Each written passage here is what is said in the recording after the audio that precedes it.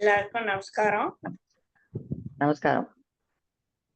குருர் பிரம்மா குருர் விஷ்ணு குருர் தேவோ மகேஸ்வரः குரு சாக்ஷாத் பரபிரம்மா தஸ்மை ஸ்ரீ குரவே நமः.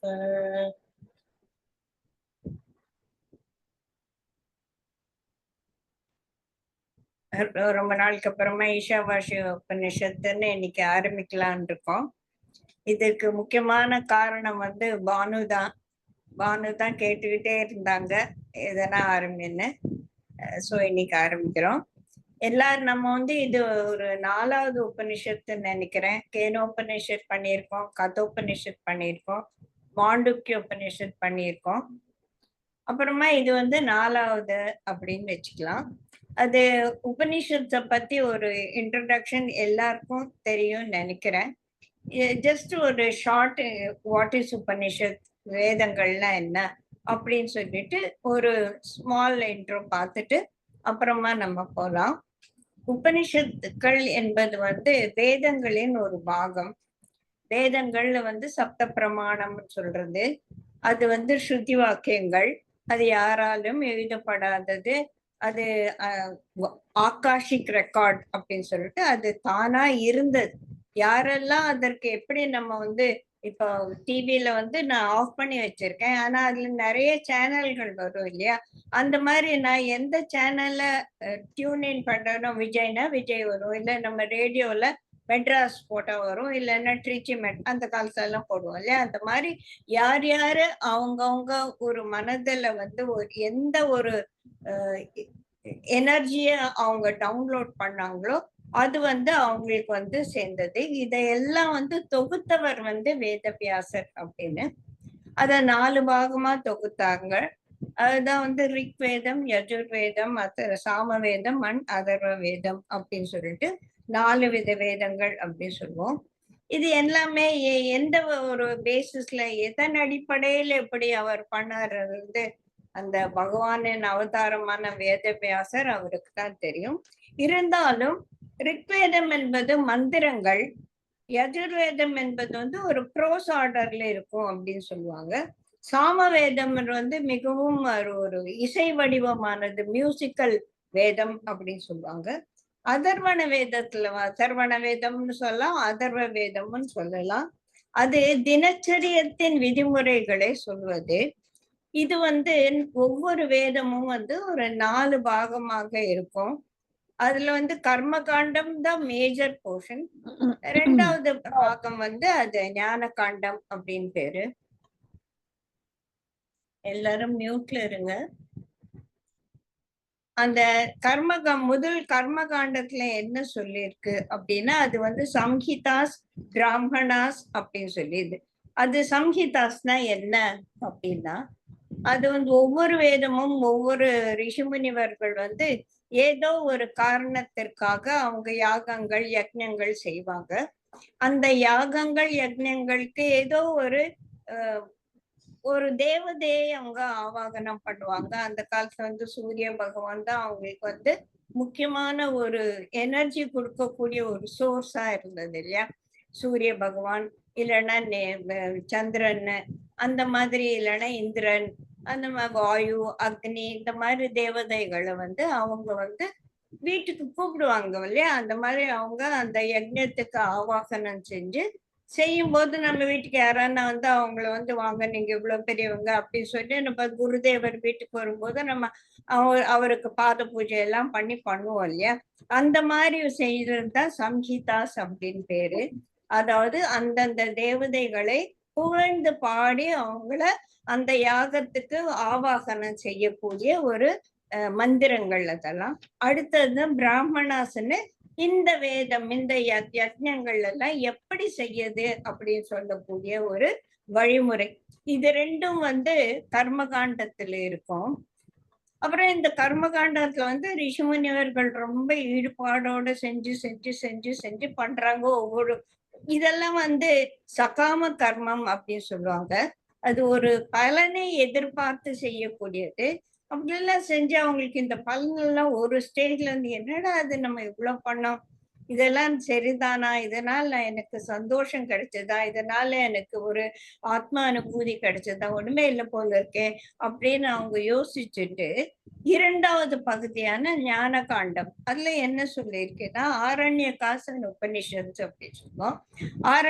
இப்ப போருண்டா இதெல்லாம் அப்படின்னு சொல்லிட்டு அவங்க எல்லாத்தையும் விட்டுட்டு ஒரு ஆரண்யம்னா ஃபாரஸ்ட், அங்க போய் நிம்மதியா இருந்து என்ன பண்ணோம், what is it all about அப்படின்னு ஒரு செல்ஃப் அனாலிசிஸ் மாதிரி அவங்க வந்து கான்டெம்ப்ளேட்டிவா யோசிக்கும் போது அவங்களுக்கு நிறைய வந்ததெல்லாம் வந்து அவங்க மனசுல வந்து ஒரு பாடங்களாக ஞானமாக அவங்களுக்கு வந்தது. இந்த மாதிரி இவங்க ஞான காண்டத்துல இவங்க ஞானம் ஏற்பட்ட ஒரு முனிவர்களாக இருக்கிறாங்க அப்படின்னும் போது அவர்களை வந்து சிஷ்யர்கள் தேடிட்டு போறாங்க.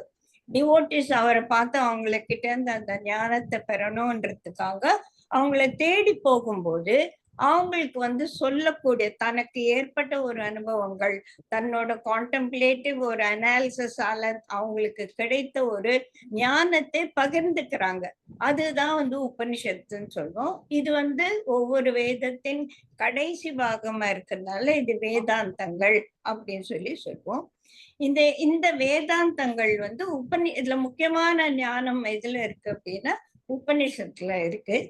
நம்மளோட சனாதன தர்மத்துல இந்த ஒரு ஆன்மீக ஞானத்தில் ஆன்மீக வாழ்க்கைக்குள்ள நுழையணும்னா 3 விஷயங்கள் வந்து நமக்கு ரொம்ப முக்கியமானது.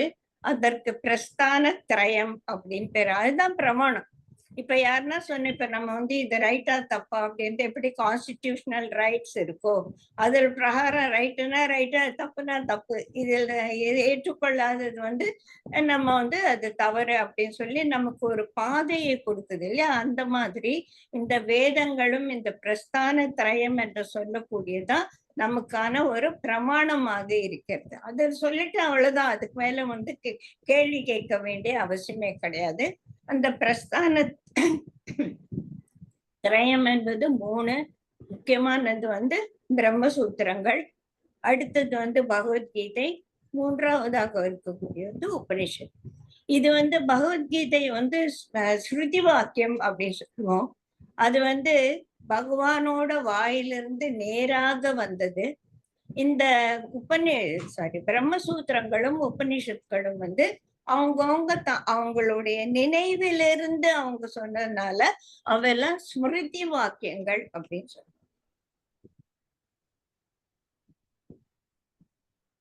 இதுல உபனிஷத்துகள் தான் வந்து அந்த ஞான கருவூலம் அப்படின்னு சொல்லலாம்.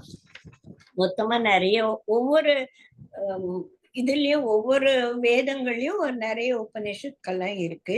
அந்த மாதிரி இருக்கக்கூடிய 108 உபனிஷத்து இருக்குது அப்படின்னு சொல்றாங்க.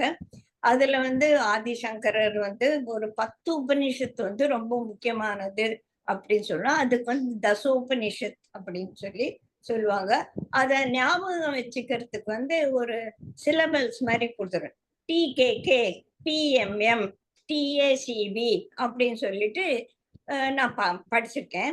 அதாவது ஈஷாவாசி உபனிஷத், கதோபனிஷத், கேனோபனிஷத், பிரஷ்னோபனிஷத், மாண்டுக்கிய உபனிஷத், முண்டக உபனிஷத், அப்புறமா தைத்திரிய உபனிஷத், ஐத்ரேய உபனிஷத், சாந்தோக்கிய உபனிஷத், பிரகதாரண்ய உபனிஷத் அப்படின்னு சொல்லி சொல்லுவோம். ஒவ்வொன்றும் இந்த ரிக்வேதத்துல வந்து ஐத்திரிய உபனிஷத்து இருக்கு, சாம வேதத்துல தான் சாந்தோக்கிய உபனிஷத்தும் கேனோபனிஷத்தெல்லாம் இருக்கு. நிறைய இருக்கிறது வந்து யஜுர்வேதத்துல தான். அதுதான் ஈஷாவாசி உபனிஷத், கதோபனிஷத், தைத்திரிய உபனிஷத், பிரகதாரண்ய உபனிஷத் இதெல்லாம் இருக்கு. நம்ம போன தடவை பார்த்த மாண்டூக்கிய உபனிஷத் வந்து அதர்வ வேதத்துல இருக்கு. இப்ப நம்ம வந்து எடுத்துக்க போறோம் இந்த நிறைய சில பிரகதாரண்ய உபனிஷத்து, சாந்தோக்கிய உபனிஷத்துல ரொம்ப பெருசு, மத்த உபனிஷத்துல சின்னது. இதுல ரொம்ப சின்னதுதான் நம்ம முதல்ல பார்த்த மாண்டோக்கிய உபனிஷத், 12 ஸ்லோகங்கள் தான். அதை விட அடுத்ததாக இன்னும் ஒரு சின்ன உபனிஷத்தை இப்ப நம்ம எடுத்துக்க போறோம், ஈஷாவாஸ்ய உபனிஷத். ஈஷாவாஸ்ய உபனிஷத் வந்து இது ஆக்சுவலா வந்து உபனிஷத்துன்னே சொல்ல முடியாது அப்படின்வாங்க. ஏன்னா இது சம்ஹிதாஸ்ல இருக்கக்கூடியது. உபனிஷத் நம்ம என்ன பார்த்தோம், கடைசி பகுதின்னு பார்த்தோம் இல்லையா. இது கிருஷ்ண யஜுர்வேத, சாரி, சுக்ல யஜுர்வேதத்துல கடைசி பாகமாக இருக்குது அப்படின்னு சொல்லுவாங்க. இது 109வது ஸ்லோகத்துல இருந்து வரக்கூடியதுதான் இந்த உபனிஷத். 18 ஸ்லோகங்கள் தான். இது ரொம்ப சின்னது, ஆனா ரொம்ப முக்கியமானது. இப்போ உபனிஷத்னா என்னன்னு புரிஞ்சுக்கிட்டு, ஈஷாவாசிய உபனிஷத்தோட முக்கியமான ஒரு கருத்து என்ன, இதுல என்ன சொல்லி இருக்கு அப்படின்னு சொல்லிட்டு நம்ம பார்த்தோம் இல்லையா. கேன உபனிஷத்துல கேன அப்படின்னா இருக்கு. இதெல்லாம் எதனால நடக்குது அப்படின்ட்டு கேள்வியா பதில வந்தது கேன உபனிஷத்துன்னு பார்த்தோம். ஒரு நச்சிகேதன் யம தர்மராஜா கிட்ட பேச அந்த கதையை பத்தி வருது கதோபனிஷத்துன்னு பார்த்தோம். அப்புறம் மாண்டிக்ய உபனிஷத்து. இப்படி ஒவ்வொன்றும் ஒவ்வொரு எய்தர் அந்த ரிஷி முனிவர்களோட பேர்ல வரும், இல்லைன்னா அதுல சொல்லப்பட்ட கருத்தின் அடிப்படையில அதுக்கு பேர் வரும். இந்த உபனிஷத்து முதல் ஸ்லோகம் ஈஷா வாஷ்யமிதம் சர்வம் யத்யஞ்ச ஜகத்யான் ஜெகன் ஆரம்பிக்கிறதுனால இது ஈஷாவாஷ்ய உபனிஷத் அப்படின்னு சொல்றாங்க. இது சின்னதா இருந்தாலும் மிகவும் முக்கியமானது அப்படின்னு சொல்லிட்டு ஆதிசங்கரர் சொல்லியிருக்காரு. முதன்மையானது, சின்னது ஆனாலும் மிகவும் முதன்மையானது அப்படின்னு சொல்றாங்க. இது ஏன் முதன்மையானது, இதுல என்ன விஷயம் சொல்லப்பட்டிருக்கு அப்படின்னா, உபனிஷத் அப்படின்றது என்ன, உப நீ ஷத் அப்படின்னு மூணா நம்ம அது பிரிச்சுக்கலாம். மூணா பிரிச்சோம்னா அதுக்கு என்ன அர்த்தம் அப்படின்னு பார்க்கும்போது, உப அப்படின்னா பக்கத்துல, நெருங்கி போகணும். இப்ப யாரன்னா நம்ம நெருங்கல, தூரம் வேற ஊர்ல அமெரிக்கால இருந்தெல்லாம் கேட்கிறோம், அது வேற விஷயம். ஆனா ஒரு வாத்தியார்கிட்ட போய், ஒரு ஆச்சாரியர்கிட்ட போய் நம்ம எதனா ஒரு விஷயம் கேட்கணும்னா அவர்கிட்ட போய் கேட்கணும். இது நம்ம போன உபநிஷத்துல பார்த்தோம், எப்படி ஒரு ஆச்சாரியர் மேலேயும் சிஷ்யர் கீழையும் இருந்தா அவர் ஒத்துக்க மாட்டார். இல்ல, நம்ம 2 பேரும் ஒண்ணு, அந்த மாதிரி ஒரு சமநிலையில உட்கார். இது அமர்ந்து கொள்வதில் மட்டும் இல்ல, நான் சொல்றது நீங்க ஏற்றுக்கொள்ளக்கூடிய ஒரு மனோநிலைக்கு 2 பேரும் வரணும். எனக்கு அந்த ஆச்சாரியருக்கு இவங்களுக்கு சொல்லி கொடுக்கணும் அப்படின்ற மனோநிலை ஆழமா இருக்கணும். அதுல அவர் ஈடுபாடோட ஈடுபடணும். அதே மாதிரி அந்த சிஷ்யர்களும் இந்த டிவோட்டிஸும் இவர் சொல்றது நமக்கு வேணும், இது நான் தேடி வந்திருக்கேன், எனக்கான விஷயம், நான் இதுல ஈடுபாடுடன் கேட்கணும் அப்படின்று 2 பேர் மனதாலையும் சைக்கலாஜிக்கலி ஒரு நெருங்கி வர்றதுதான் உபநிஷத்தோட முக்கியம். அந்த உப அப்படின்ற ஒரு வாக்கியத்தின் அர்த்தம் 2 பேரும் பக்கத்துல நெருங்கணும். எப்படி உடம்பால நெருங்கிறது மட்டும் இல்ல, மனதால நெருங்கணும்.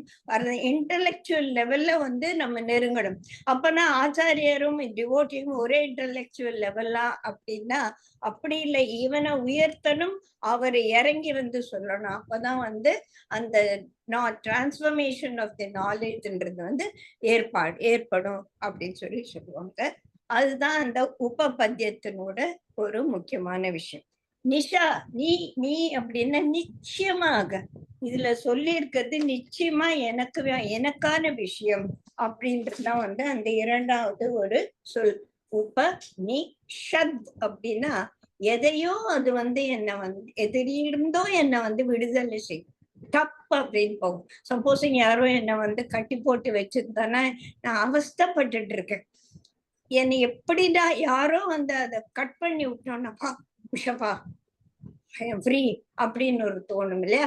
அந்த மாதிரி எதுல இருந்தோ நம்மள விடுதலை செய்ய போறது. எதுல இருந்து விடுதலை செய்ய போறது, நம்ம எது நம்மளை கட்டுப்பட்டு வச்சிருக்கு, இந்த சம்சாரம் என்ற தலைகள். இந்த உபநிஷத், இந்த ஒரு ஆச்சாரியர், இந்த ஒரு ரிஷி முனிவர் சொல்லக்கூடிய விஷயத்தை நான் கிரகித்து கொண்டு அவர் மனதால் அவரை நெருங்கி அவர் சொல்லுவதை எனக்கானது, நிச்சயமா எனக்காக தான் இந்த விஷயம் அப்படின்ற ஒரு மனோநிலையில கேட்கும்போது என்ன பிடிச்சிட்டு இருக்க, என்ன சுத்திட்டு இருக்க தலை நீங்கும் அப்படின்னு சொல்லிட்டு ஷத் அப்படின்னா you will get liberated from that. அதுல இருந்து நமக்கு ஒரு விடுதலை கிடைக்கும் அப்படின்னு சொல்லிட்டு சொல்றாங்க.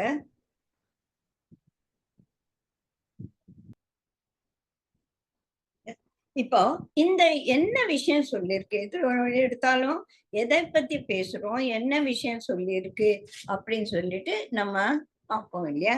இதுல என்ன விஷயம் சொல்லியிருக்கு? இப்போ இந்த குருவும் சிஷ்யரும் நெருங்குவது ரொம்ப முக்கியமானது இல்லை. சொல்லப்பட்ட விஷயமும் எனக்கு தெரிஞ்ச விஷயம் சொல்ல போகிற அந்த விஷயத்தை நோக்கி நெருங்கி போகணும். அப்போ நான் யாரு, எதை பத்தி சொல்ல போறாங்க, இது இந்த ஒவ்வொரு உபனிஷத்துக்கும் ஒரு இரண்டாவது தலைப்பு அப்படின்னு சொல்லியிருக்கோம். ஒன்றென்று இரு அப்படின்னு சொல்லி நம்ம மாண்டோக்கிய உபநிஷத்தை எல்லாம் பார்த்தோம் இல்லையா? அந்த மாதிரி இதற்கான ஒரு இரண்டாவது தலைப்பு அப்படின்னு சொன்னா, இதற்கு இன்னொரு பேரே பிரம்ம வித்யா. இந்த பிரம்மம்ன்ற வார்த்தை நமக்கு புரியவே மாட்டேங்குது. எவ்வளவு படிச்சாலும் பகவத்கீதையில கிருஷ்ணரே சொல்லுவாரு, நீ எவ்வளவு சொன்னாலும் நமக்கு அது மைக் போர்டு சத்தமா சொன்னா கூட இந்த ஒரு விஷயம் என்றது, ஏன்னா அது ஒரு விஷயம் இல்லை, அது ஒரு பொருள் இல்லை, அது ஒரு கான்செப்ட். அதை புரிஞ்சுக்கிறது ரொம்ப கஷ்டமா இருக்கு. அதை பத்திய ஒரு விவரமான ஒரு விஷயம்தான் இதுல சொல்ல போறேன். சோ பிரம்ம வித்யா. பிரம்மம் எங்க இருக்கு? அது எங்கேயோ இருக்கு. நான் எங்க இருக்கேன்? இங்க இருக்கேன். சோ என்னை இந்த ஆச்சாரியர்கள், இந்த ரிஷி முனிவர்கள், இந்த குருமார்கள் இந்த மனிதர்களை அதை நோக்கி எடுத்து போறதுதான் இந்த ஒரு முக்கியமான இந்த ஈஷா வாஷ்ய உபனிஷத் அப்படின்னு சொல்லுவாங்க. இதுல முதல்ல எல்லா உபனிஷத்துக்கும் ஒரு சாந்தி மந்திரம்னு இருக்கும். நம்ம ப்ரே பண்ணணும் இல்லையா? சாந்தி மந்திரம் இருக்கும். அந்த சாந்தி மந்திரம் அந்தந்த ஒரு வேதங்கள்ல வரக்கூடிய உபனிஷத்துக்கள்லாம் சேமா இருக்கு, நம்ம பார்த்துப்போம் இல்லையா? அந்த மாதிரி இதுல இருக்கக்கூடிய முக்கியமான மந்திரம் நம்ம முதல்ல அதை பார்க்கலாம். அது பூர்ணம். இது நிறைய பேர் கேள்விப்பட்டிருப்பீங்க. அதை எல்லாரும் நம்ம பூஜை பண்ணும்போது கூட சொல்றோம் இல்லையா? அதை பார்க்கலாம். பூர்ணமத பூர்ணமிதம் பூர்ணமத பூர்ணமிதம் பூர்ணாத் பூர்ணமுதச்யதே பூர்ணஸ்ய பூர்ணமாதாய பூர்ணமேவாவசிஷ்யதே அப்படின்றதுதான் இந்த உபனிஷத்தோட சாந்தி மந்திரம். அப்புறம் ஓம் சாந்தி சாந்தி சாந்தி. ஏன் 3 சாந்தி சொல்றோம் அப்படி சொல்லி நம்ம முதலே பார்த்திருக்கோம். இருந்தாலும் ஜஸ்ட் நான் இந்த வேலையில் ஈடுபட்டு இதை நான் கேட்கும் போது எனக்கு எல்லா விதத்திலையும் ஒரு ஏதுவான ஒரு சூழ்நிலை வேணும். இதுல இருந்து முதல்ல என்னோட உடம்பு என்னை படுத்தாம இருக்கணும். எனக்கு திடீர்னு கேட்க முடியாமலோ இல்ல தலை சுத்தியோ அந்த மாதிரி ஆகாம என் உடம்பு இதுல சாந்தியா சந்தோஷமா இதுல ஈடுபடணும். அடுத்தது நான் இந்த படிச்சு முடிக்கிற மட்டும், நம்ம இப்ப 8:30 மணிக்கு ஆரம்பிச்சோம், இது முடிக்கிற மட்டும் இந்த வீட்டுக்குள்ள யாரும் கதவு தட்டி வரக்கூடாது, யாரன்னா திடீர்னு நுழையக்கூடாது. அந்த மாதிரி நம்ம சூழ்நிலையிலையும் ஒரு டிஸ்டர்பன்ஸ் இல்லாம இருக்கணும். அதை தவிர இந்த காஸ்மிக் எனர்ஜி, இந்த பிரகிருத்தியும் நமக்கு உதவியாக இருக்கணும். பிரகிருத்தியும் நமக்கு ஒரு ஏதுவான ஒரு நிலையை நமக்கு ஏற்படுத்தி கொடுக்கணும் அப்படின்னு சொல்லிட்டுதான் நான் நிம்மதியாக இருக்கணும், என்னை சுத்திய சூழ்நிலை நிம்மதியானதாக இருக்கணும், எனக்கு இந்த காஸ்மிக் எனர்ஜியும் எனக்கு இந்த ஒரு விஷயத்தில் நான் ஈடுபடுவதற்கு எனக்கு உதவியா இருக்கணும்ன்றதுக்கு தான் நம்ம அந்த சாந்தி ஓம் சாந்தி சாந்தி சாந்தி அப்படின்னு சொல்லுவோம். நான் இந்த சாந்தி மந்திரத்தை இன்னொருத்தோட படிக்கிறேன். எல்லாம் என்னதான் சொல்லியிருக்கேன், எவ்வளவு புரியுதோ அவ்வளவு பார்க்கணும். ஓம் பூர்ணமத பூர்ணமிதம் பூர்ணா பூர்ணமுதச்யதே பூர்ணஸ்ய பூர்ணமாதாய பூர்ணமேவாவசிஷ்யதே. ஓம் சாந்தி சாந்தி சாந்தி. இப்போ இதை என்னது சும்மா பூர்ணம் பூர்ணம் பூர்ணம் சொல்றாங்க. பூர்ணம்னா எனக்கு என்ன பூர்ணம், எது பூர்ணம், ஏதோ ஒண்ணு முழுசா இருக்கு. அந்த முழுசான ஒரு விஷயத்தை பத்தினா நம்ம இங்க பார்க்க போறோம். இது முதல்ல இந்த முழுசா பூர்ணமா எது இருக்கு அப்படின்னா அது பூர்ணம். முதல் வார்த்தை பூர்ணம் அதக, அது பூர்ணம். எது இந்த அதுன்றது நம்ம இங்க சொல்லுவாங்க மேத்ஸ்ல எல்லாம் நமக்கு ஒரு ஈக்குவேஷன் சால்வ் பண்ணணும்னா எக்ஸ் அண்ட் ஒய்ன்னு அசியூம் பண்ணிப்போம். 3x + 5y = இவ்வளோ அப்படின்னா இந்த எக்ஸ் என்னன்னு தெரியாது, ஒய் என்னன்னு தெரியாது. அந்த எக்ஸோட வேல்யூ ஒய்யோட வேல்யூ அதை பத்தி ஒரு புரிதல் வந்த அப்புறமா அந்த இடத்துல அதை போட்டானா இந்த ஈக்குவேஷன் ஈக்குவலா வரும். அப்பதான் அதுக்கு ஈக்குவேஷன் பேரு இல்லையா? அந்த மாதிரி இப்ப அது நான் எதை பத்தியோ பேச போறாங்க, எதை பத்தியோ எனக்கு சொல்ல போறாங்க, அது என்னன்னு எனக்கு தெரியறதுனால அது அது அப்படின்னு வச்சுக்கலாம். அது எப்படி இருக்கு? பூர்ணமா இருக்கு. பூர்ண அதக, அது பூர்ணமா இருக்கு. ஓகே, எது அது? அது என்ன அப்படின்னா இப்ப அந்த எக்ஸ்ன்னு அசியூம் பண்ணிக்கிறோம் இல்லையா? அந்த மாதிரி அதுதான் ஈஸ்வரன் அப்படின்னு வச்சுக்கலாம். சரியா? அந்த ஈஸ்வரன் பூர்ணமா இருக்கு. இப்ப அது பூர்ணம் இது இது எனக்கு அது எனக்கு தெரியல, இது எனக்கு தெரியும். இது என்னது? இது இந்த ஜீவன். எனக்குள்ள ஒரு உசுறு இருக்குன்னு தெரியும். ஆத்மாவா இருக்கும், உடலா இருக்கும், என்ன இருந்தாலும் இது அதுல இருந்து வந்தது இல்லையா? இதுவும் பூர்ணமா இருக்கு அப்படின்னு இந்த உபநிஷத் சொல்றது. அது பூர்ணமா இருக்கா இல்லையான்னு நம்ம யோசிச்சு புரிஞ்சுக்கலாம். அது பூர்ணம். இதுவும் பூர்ணம். இந்த பூர்ணம் அந்த பூர்ணத்திலிருந்து வந்த பூரணம். புரியுதுங்களா? அதிலிருந்து இது வந்தது. இப்போ இந்த பாட்டில தண்ணி இருக்கு, நான் அந்த கொஞ்சம் தண்ணி எடுத்துட்டானா இதுல தண்ணி குறைஞ்சது. சாதம் பாத்திரத்துல இருந்து நான் ஒரு கரண்டி சாதம் எடுத்துட்டானா இது ஒரு கரண்டி சாதம் தான். அங்க இருக்கிற சாதத்துல ஒரு கரண்டி குறைஞ்சது. இது 10 - 5 = 5 அப்படின்னு சொல்லும். ஆனா இந்த உபநிஷத்தோட வேதிக் மேத்தமெட்டிக்ஸ் என்ன சொல்றது? 10 + 10 = 10. 10 - 10 = 10. இது புரியுறதுன்றது. இதை புரிஞ்சுட்டோம்னா இந்த மொத்த உபநிஷத்தும் நமக்கு புரிஞ்ச மாதிரி. சோ முதல்ல புரிஞ்சுக்க நம்ம ட்ரை பண்ணலாம். அது பூர்ணம், அதுல இருந்து வந்த இதுவும் பூர்ணம். பூர்ணம் அதக பூர்ணமிதம் பூர்ணா, அந்த பூர்ணத்தில் இருந்து வந்ததே இதுவும் பூர்ணம். அதாவது ஈஸ்வர். இது கொஞ்சம் நம்ம XY கொஞ்சம் தள்ளி வச்சுட்டு நம்ம அதுக்கு ஒரு பேர் கொடுத்துக்கலாம். ஈஸ்வரன் என்ற ஒரு பூர்ண தத்துவத்தில் இருந்து வந்த இந்த ஜீவ தத்துவம், இந்த ஜீவ கொடிகள் எல்லாமே அதுவும் பூர்ணம். இந்த எதுல இருந்து வந்தது? அதுல இருந்து வந்ததால அதோட பூர்ணத்துவம் எந்தவித மாறுபாடும் அடையல. அதே மாதிரி அதுல இருந்து வந்ததே இதுவும் பூர்ணமா இருக்கு. இதுவும் அந்த பூர்ணத்துவம் குறையல. சரி, இதுதான் முதல் வாக்கியம். பூர்ணமத பூர்ணமிதம் பூர்ணாத் பூர்ணமுதச்யதே. இது முதல் வாக்கியம். இரண்டாவது என்ன சொல்றது? பூர்ணஸ்ய, அந்த பூர்ணத்தினுடைய, அந்த பூர்ணமான ஜீவனுடைய ஏதோ ஒண்ணு பூர்ணமா இருக்கு, அதுல இருந்து வந்ததே ஒரு பூர்ணம். அந்த பூர்ணத்தில் இருந்து பூர்ணமாதாய பூர்ண மேவாவ சிஷ்யத்தை. அதாய அதுல இருந்து நான் எடுத்துட்டேனே, நான் எடுத்த அப்புறமா அது என்ன ஆச்சு? அது பூர்ணமா இருக்கு. எடுத்தது எப்படி இருக்கு? அதுவும் பூர்ணமா இருக்கு. அப்படின்னா இது கொஞ்சம் ரொம்ப கஷ்டமா இருக்கு. எனக்கு எக்ஸ்பிளைன் பண்ண ஒரு எக்ஸாம்பிளே நான் எடுத்துக்கிறேன்.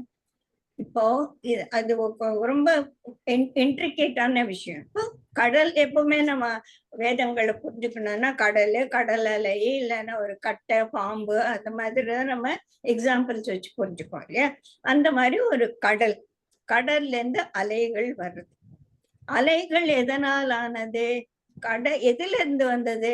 கடலில் இருந்து வந்தது. சரியா? இந்த அலை, கடலும் பூர்ணம், இந்த அலைகளும் பூர்ணம் அப்படின்னு சொல்றது இந்த உபநிஷத்து. புரிஞ்சுக்கலாம்.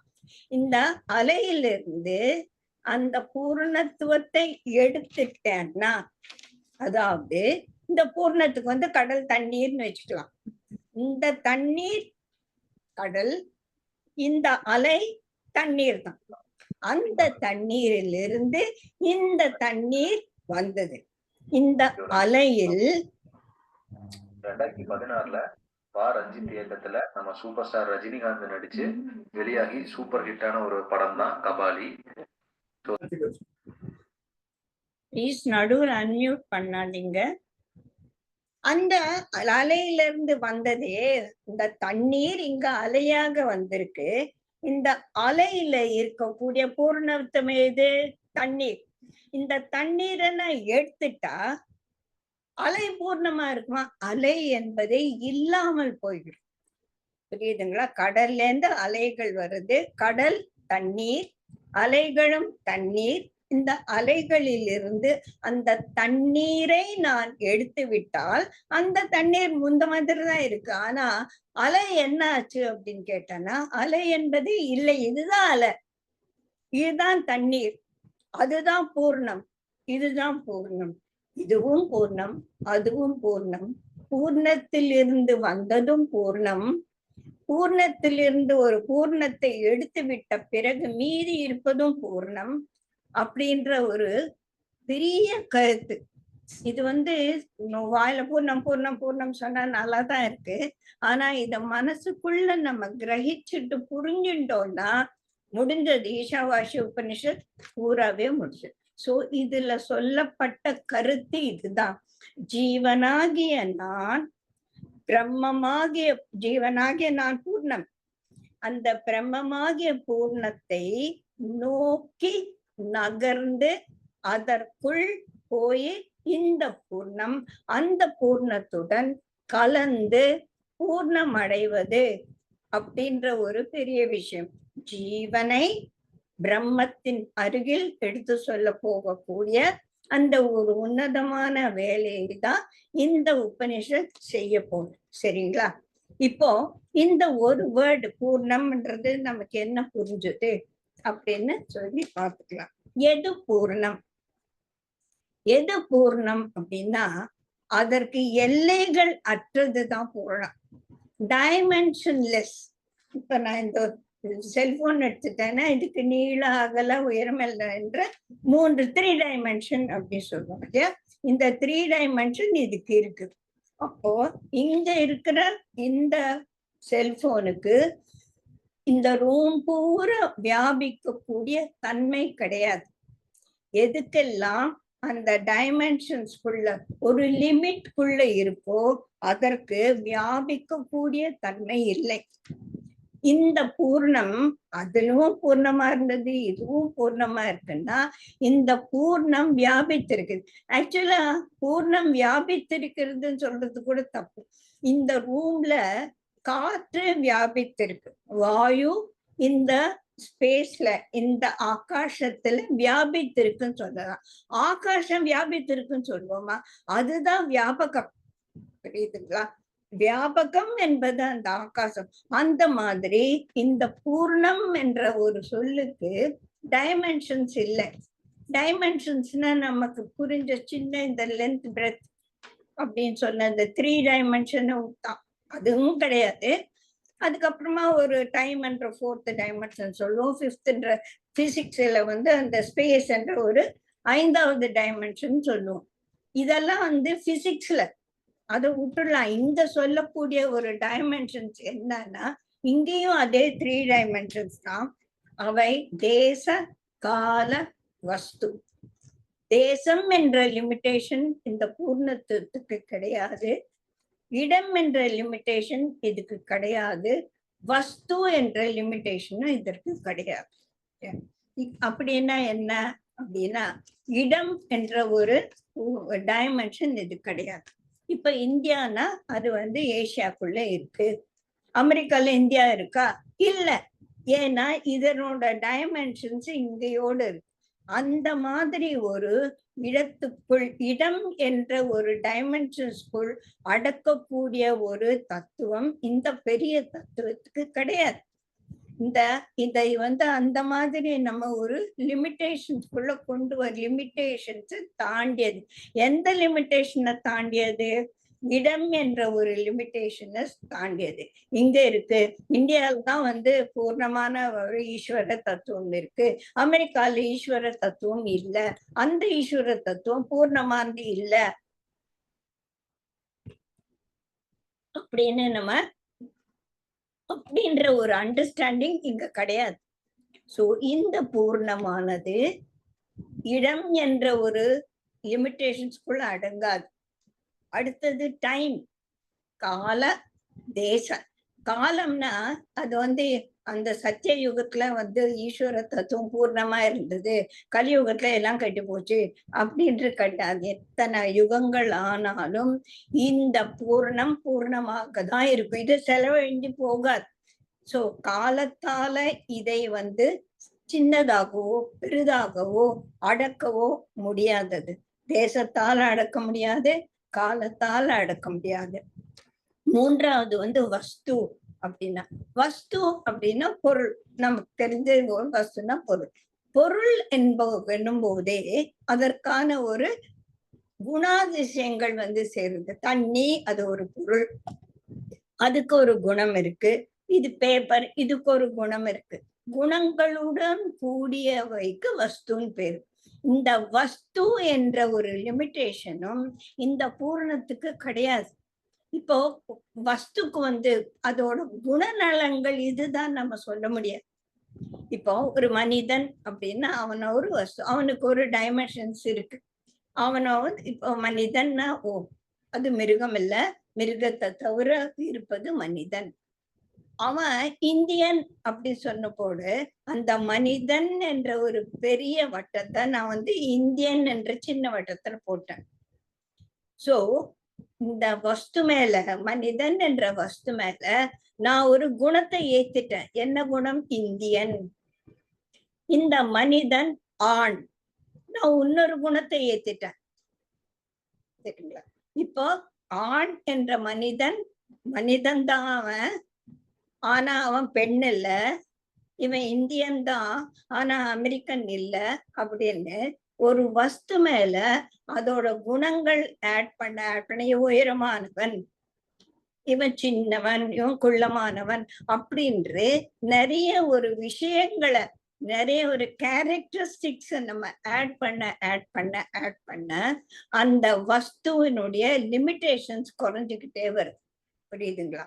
இப்போ இந்த குணங்களே இல்லாத ஒன்று, குணங்கள் அற்று போக, இப்ப ஜெயஸ்ரீ அப்படின்னா நான் இப்ப என்ன, என் பேரு ஜெயஸ்ரீ, என் பேரு எடுத்துட்டா சரி இது ஒரு பொம்பளை. இந்த பெண் என்றதை எடுத்துட்டானா இவ ஒரு மனிதன், மனிதன் என்பதை எடுத்துட்டானா இவன் சென்னையில இருக்கான், சென்னை எடுத்துட்டானே. சோ அந்த மாதிரி நம்மளோட குணநலன்கள் போக போக போக போக குணநலன்கள் இல்லா குணங்கள் அற்று இருக்கும் போது அந்த ஒரு லிமிட்டேஷன்ஸ் கிடையாது. அதனால இந்த பூர்ணம் என்பதற்கு லிமிட்லெஸ், டைமென்ஷன்லெஸ். என்ன டைமென்ஷன் இல்ல? காலத்திற்குள் அடக்க முடியாது, ஒரு தேசத்துக்குள் அடக்க முடியாது, குணங்களுக்குள் அடக்க முடியாது. இது இந்த குணம் இருந்தாதான் அது பூர்ணம், இந்த பூர்ணத்துக்கு இந்த குணம் உண்டு அப்படின்னு நம்ம சொல்ல முடியாது. காலத்தினாலும் தேசத்தினாலும் குணத்தினாலும் வரையறுக்கப்படாததே பூர்ணம். அந்த வரையறுக்கப்படாது இருக்கும் அந்த பூர்ணம் எப்பொழுதும் பூர்ணமாகவே இருக்கிறது. அந்த பூர்ணத்தில் இருந்து தோன்றியவைகள் எல்லாமும் பூர்ணமாக இருக்கிறது. இந்த பூர்ணத்தில் இருந்து பூர்ணங்கள் தோன்ற தோன்ற தோன்ற அந்த பூர்ணத்தின் பூர்ணத்துவம் குறைவது இல்லை. இதுதான் உயர்ந்த ஒரு வேதாந்த. பூர்ணமான பிரம்மன் மட்டுமே உள்ளது. அப்ப அந்த ஒரு பூர்ணம் தான் இருக்கு, இரண்டு பூர்ணம் எல்லாம் கிடையாது. அந்த பூர்ணத்தை இந்த XYZ நம்ம ஒரு டைமென்ஷன் புரிஞ்சுக்கிறதுக்காக சொன்னோம் இல்லையா? இந்த எக்ஸ் ஈஸ்வரன் நம்ம வச்சுட்டோம்ல, ஈஸ்வரன் என்ற கூட அதை விட ஒரு ஈஸ்வரன் என்ற பேர் கூட இதுக்குள்ள அடக்க முடியாது. அப்படி அடக்க முடியாதது, எதற்குள்ளும் வராதது, எல்லாவற்றையும் மீறியது, எல்லாவற்றிலையும் இருப்பது, அதுதான் அந்த பிரம்மம். அந்த பிரம்மம் பூரணமானது. சோ இந்த மந்திரத்தின் பொருள் பூர்ணமான பிரம்மம் மட்டுமே உள்ளது, வேறு எதுவும் கிடையாது. மற்றவை எல்லாம் மித்யா. இது சத்தியம், மற்றவை மித்யா. வேற்றுமைகளால் ஆனது எல்லாமே மித்யா. பிரம்மம் சத்தியம், பிரம்ம பின்ன மித்யா. அதுதான் இங்க நம்ம புரிஞ்சு கொள்ள போற ஒரு மிகப்பெரிய தத்துவம் அப்படின்னு சொல்லி புரிஞ்சுக்க போறோம். இது சாந்தி மந்திரம். இந்த சாந்தி மந்திரத்தை நம்ம கொஞ்சம் ரொம்ப அசை போட்டு நம்ம புரிஞ்சுக்கிட்டானா அது கொஞ்சம் கொஞ்சமா புரிய ஆரம்பிக்கும். அடுத்ததுல இருந்து நம்ம அடுத்த முதலாவது ஒரு மந்திரத்தை அடுத்த கிளாஸ். Thank you so much. ஏதோ புரிய வச்சிருப்பேன் அப்படின்னு நினைக்கிறேன்.